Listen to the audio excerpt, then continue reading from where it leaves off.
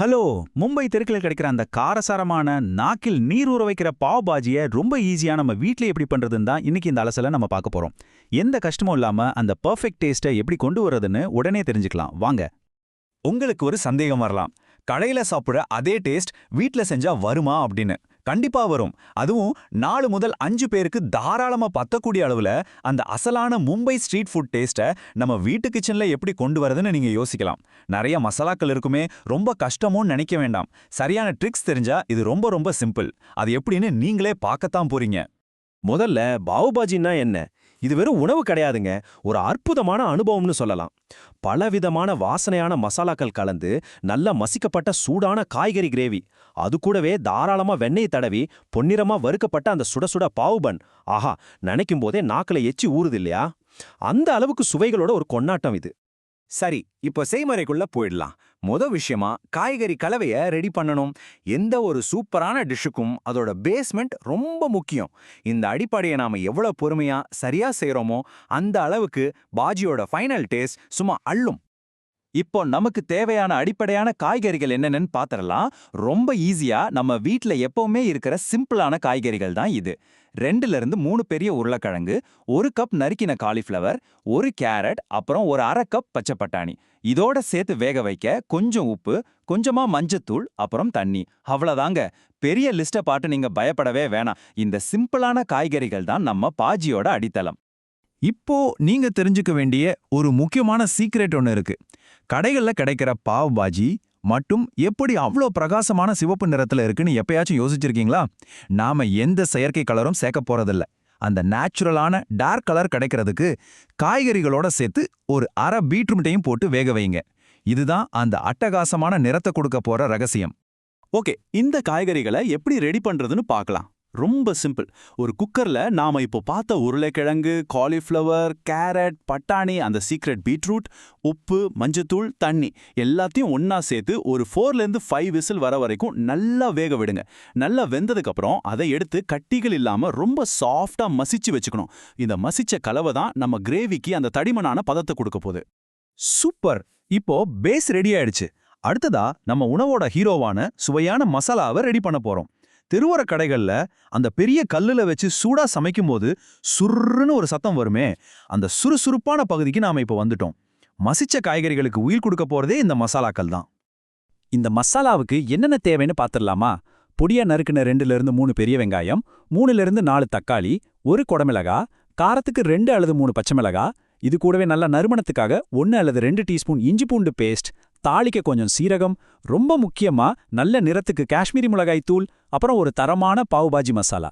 இந்த பொருட்கள் எல்லாம் சேரும்போது தான் சாதாரண காய்கறி மசியல் ஒரு மாஸ்டர் பீஸா மாறப்போகுது. இந்த இடத்துல ஒரு முக்கியமான விஷயத்தை நோட் பண்ணிக்கோங்க. இதுதான் இந்த ரெசிபியோட கோல்டன் ரூல். குறிப்புகள்ல ரொம்ப தெளிவா சொல்லியிருக்காங்க. அதிக வெண்ணெய் சேர்த்தாதான் அந்த அசல் சுவை வரும்னு. ஆமாங்க, பட்டர் சேர்க்கிறப்ப கொஞ்சம் கூட கஞ்சத்தனமே படாதீங்க.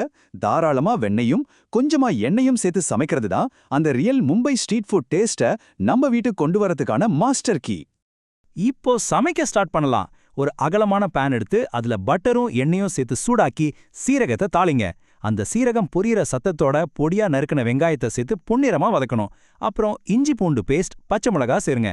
அந்த அருமையான வாசனை வந்ததும் தக்காளி, குடமிளகாயை சேர்த்துக்கலாம். தக்காளி நல்லா குழஞ்சு அதோட பச்சை வாசனை முழுசா போற வரைக்கும் இதை நல்லா வதக்கிட்டே இருக்கணும்.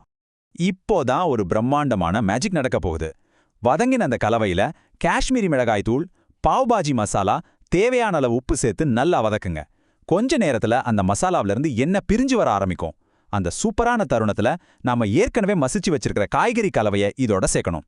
உங்களுக்கு தேவையான கிரேவி பதத்துக்கு ஏற்ப கொஞ்சமா தண்ணி தெளிச்சு எல்லாத்தையும் ஒன்னா கலந்து மூடி போட்டு ஒரு 5லேருந்து 7 நிமிஷம் வரைக்கும் மிதமான தீயில கொதிக்க விடுங்க. பாஜி நல்லா கொதிச்சு ரெடியானதும் அதோட சுவையை முழுமையாக்க ஒரு ஃபைனல் டச் கொடுக்கணும். அடுப்பு ஆஸ் பண்றதுக்கு கொஞ்ச நேரத்துக்கு முன்னாடி 1 டீஸ்பூன் ஃப்ரெஷ்ஷான எலுமிச்சை சாறு ஊத்தி பொடியா நறுக்கின கொத்தமல்லி இலைகளை தூவி விடுங்க. பட்டர் மசாலாக்களோட அந்த ஹெவியான டேஸ்ட்டை பேலன்ஸ் பண்ணி ஒரு புத்துணர்ச்சியான சுவையை இந்த எலுமிச்சை சாறு கொடுக்கும். அவ்வளவுதாங்க, கமகமக்கும் பாஜி தயார். காரசாரமான கிரேவி ரெடி ஆயிடுச்சு. ஆனா அதுக்கு சரியான ஜோடி வேணாமா? அதுக்குத்தான் நம்ம அடுத்த கட்டம், வெண்ணெயில் வறுத்த பாவ். இந்த பாஜியோட டேஸ்ட்டை முழுமையாக்குறதே பட்டர்ல பொன்னிறமா வறுக்கப்படுற இந்த சுட சுட பன்கள் தான். இது ரொம்பவே என்ஜாய் பண்ணி செய்யக்கூடிய ஒரு வேலை. ஒரு தவாவுல தாராளமா வெண்ணெய் பூசுங்க. வெண்ணெய் உருகி நுரைச்சு வர்ற அந்த சத்தத்தை கேட்டபடியே பாவு பன்களை எடுத்து தவால வச்சு 2 பக்கமும் அழகாக பொன்னிறம் ஆகிற வரைக்கும் வறுத்திடுங்க. அந்த பன்களுக்கு வெளியில ஒரு லேசான மொறுமொறுப்பும் உள்ள நல்ல சாஃப்ட்னஸும் இருக்கும் பாருங்க. அடடா, பாக்குறதுக்கே அவ்வளோ கியூட்டா, சாப்பிட தூண்டும். நாம இப்போ கிளைமேக்ஸ்க்கு வந்துட்டோம். எல்லாம் ரெடி. இப்ப எப்படி பரிமாறுறதுன்னு பார்க்கலாம். இவ்வளவு நேரம் நாம ஆசையா பொறுமையா செஞ்ச இந்த சூப்பரான டிஷ்ஷ பாக்குறப்பவே சாப்பிடணும்னு தோன்ற அளவுக்கு தட்டுல வைக்கிற நேரம் இது. இப்போ இத எப்படி பெர்ஃபெக்ட்டா பரிமாறதுன்னு பாப்போம். முதல்ல ஒரு பிளேட்ல பாஜிய சுட சுட வைங்க. அதோட நடுவுல தாராளமா ஒரு ஸ்பூன் பட்டரை வைக்கும்போது அந்த சூட்ல அது மெதுவா உருகி வர்றத பாக்கறதே ஒரு தனி அழகுதாங்க. அப்புறம் அதுக்கு மாற பச்சையா நறுக்கின வெங்காயம், கொஞ்சம் கொத்தமல்லியை தூவி அலங்கரிங்க. இந்த பச்சை வெங்காயம் சாப்பிடும்போது கடிப்படும் இல்லையா, அந்த கிரன்ச்சியான டேஸ்ட் ரொம்ப ரொம்ப முக்கியம். கூடவே ஒரு சின்ன எலுமிச்சை துண்டு, அப்புறம் நாம பட்டர்ல வறுத்து வச்சிருக்கிற அந்த பொன்னிறமான பாவு பன்களை வச்சு பரிமாறினா வாவ், அட்டகாசமான பாவு பாஜி சாப்பிட ரெடி. இப்போ பாவ் பாஜியோட எல்லா ரகசியங்களும் உங்களுக்கு தெரிஞ்சிருச்சு. எந்த கஷ்டமும் இல்லாம ரொம்ப தெளிவான ஈஸியான செய்முறையை நாம பார்த்துட்டோம். அதனால இப்போ உங்ககிட்ட நான் ஒரு கேள்வி கேட்கறேன். இன்றிரவே மும்பையோட அந்த மேஜிக்கல் டேஸ்ட்டை உங்க வீட்டு கிச்சன்ல கொண்டு வர நீங்க தயாரா? கண்டிப்பா இதை ட்ரை பண்ணி பாருங்க. இந்த அருமையான உணவு உங்க வீட்ல இருக்கிற எல்லாரையும் நிச்சயமா இம்ப்ரெஸ் பண்ணும். மீண்டும் ஒரு சுவாரஸ்யமான அலசலோட உங்களை சந்திக்கிறேன். இதுவரைக்கும் எங்களோட இணைந்திருந்ததற்கு நன்றி.